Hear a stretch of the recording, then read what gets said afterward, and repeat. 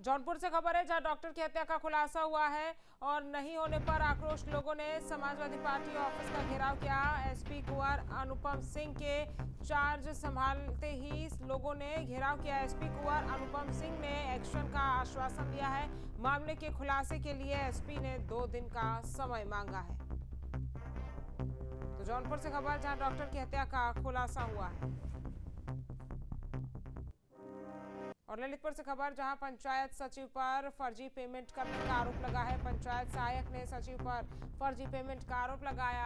Handpump मरम्मत के नाम पर फर्जी पेमेंट का आरोप। गांव में नल जल योजना होने के बाद भी पेमेंट कराया जा रहा। फर्जी पेमेंट का वीडियो भी पंचायत सहायक ने वायरल किया। पंचायत सहायक को बर्खास्त किया गया है। विकास खंड मडावरा का ये पूरा मामला बताया जा रहा है।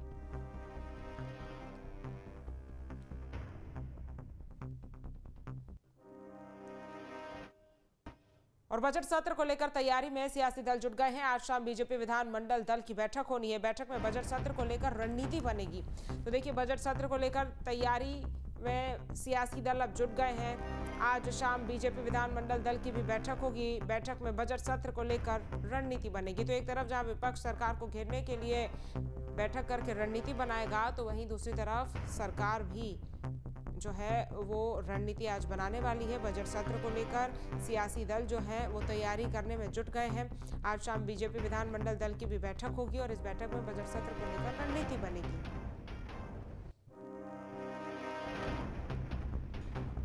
तो बैठक में बजट सत्र को लेकर रणनीति बनाई जाएगी। पक्ष विपक्ष रणनीति बनाते हुए दिखाई देंगे। अविनाश हमारे संवाददाता ज्यादा जानकारी के साथ जुड़ गए हैं। अविनाश, बजट सत्र की शुरुआत होने वाली है और उससे पहले जितने भी सियासी दल हैं वो रणनीति बना रहे हैं। चाहे समाजवादी पार्टी की बात की जाए, चाहे सरकार में मौजूद जो बीजेपी है उसकी बात की जाए, अगर दोनों ही पक्ष और विपक्ष को देखा जाए तो किस तरह की रणनीति यहाँ पर मुख्य तौर पर दोनों ही पार्टियों की तरफ से बनती हुई दिखाई देगी?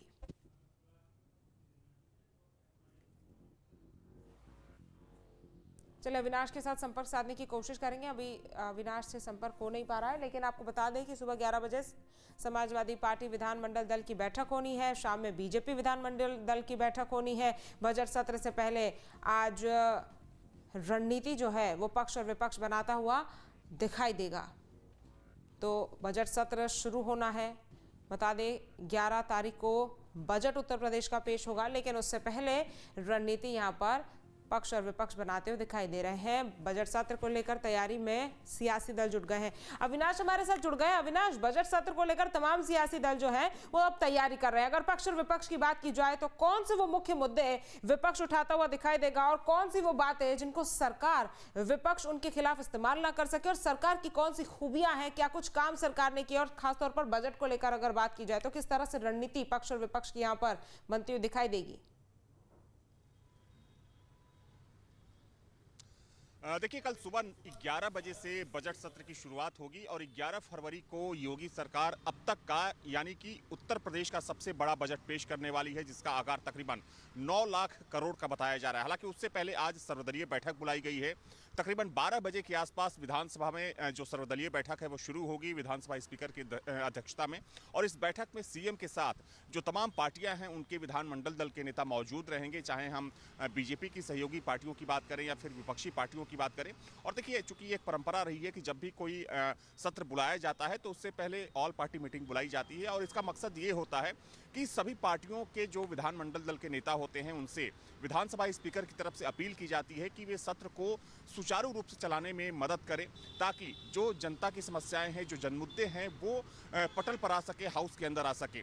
हालांकि देखा जाए तो आज 11 बजे समाजवादी पार्टी ने भी एक बैठक बुलाई है, जिसमें सपा के जो तमाम विधायक हैं वो मौजूद रहेंगे।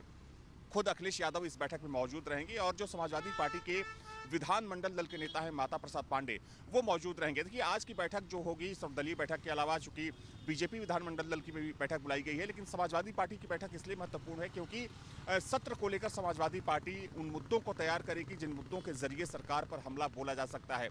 चाहे हम SIR की बात करें, बेरोजगारी की बात करें, किसानों के मुद्दे की बात करें, तो चूंकि इन मुद्दों को लेकर हमेशा ही समाजवादी पार्टी हमलावर रही है, लेकिन जो SIR का मुद्दा है वो ताज़ा मुद्दा है, गर्म मुद्दा है। तो आज समाजवादी पार्टी की जो बैठक होगी उस बैठक में तय किया जाएगा कि किन मुद्दों के साथ सरकार पर हमला बोला जाएगा। हालांकि सरकार भी पूरी तरीके से तैयार है कि किस तरीके से विपक्षी पार्टियों को बैकफुट पर धकेलना है, और इसके लिए अगर पिछले 8.5-9 सालों के योगी सरकार के कामकाज की बात करें तो उन कार्यों को आगे रखा जाएगा, उन योजनाओं को आगे रखा जाएगा जिनको योगी सरकार ने धरातल पर उतारा है। चाहे हम किसानों के लिए जो कर्ज माफी की योजना है या फिर किसानों के लिए जो अलग अलग योजनाएं चलाई जा रही हैं, जो सबसे बड़ा एक कह सकते हैं कि पॉइंट होगा सरकार के लिए वो होगा लॉ एंड ऑर्डर का।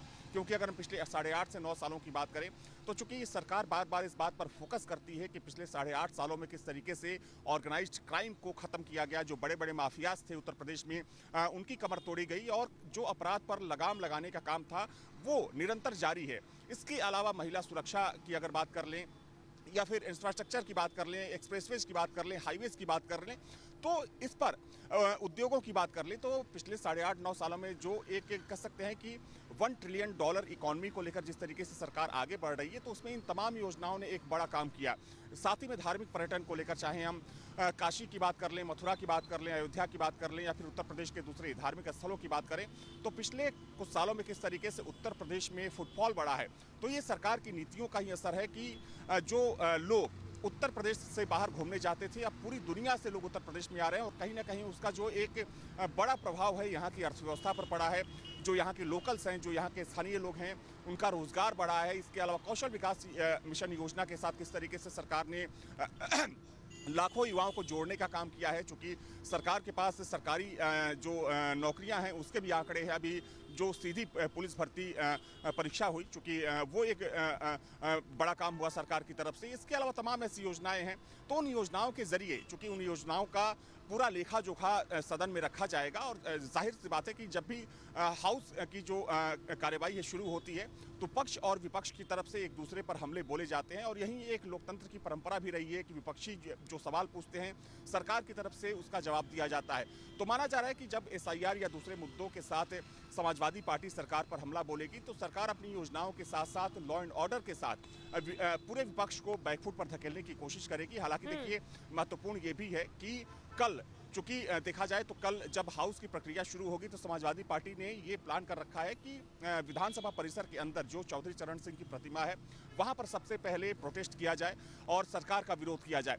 तो अब इंतजार है, चूंकि कल 11 बजे हाउस की प्रक्रिया शुरू होगी, लेकिन उससे पहले आज 12 बजे सर्वदलीय बैठक बुलाई गई है जिसमें सीएम के साथ सभी दलों के जो विधानमंडल दल के नेता रहेंगे मौजूद रहेंगे। विधानसभा स्पीकर की तरफ से सभी नेताओं से अपील की जाएगी कि वे सदन को सुचारू रूप से लेकर बात हो गई। लेकिन अगर बात बजट सत्र की जाए, चूंकि 2027 में चुनाव होने और चुनाव से पहले का बजट हम देखते हैं कि हमेशा ही खास होता है, चाहे वो लोकसभा चुनाव हो चाहे विधानसभा के चुनाव हो। जिस भी राज्य का चुनाव होता है वहां पर चुनाव होने से पहले पिछले साल का जो बजट होता है वो काफी ज्यादा अहम होता है, क्योंकि उसमें तमाम वर्गों को साधने की कोशिश यहां पर सरकार की तरफ से की जाती है।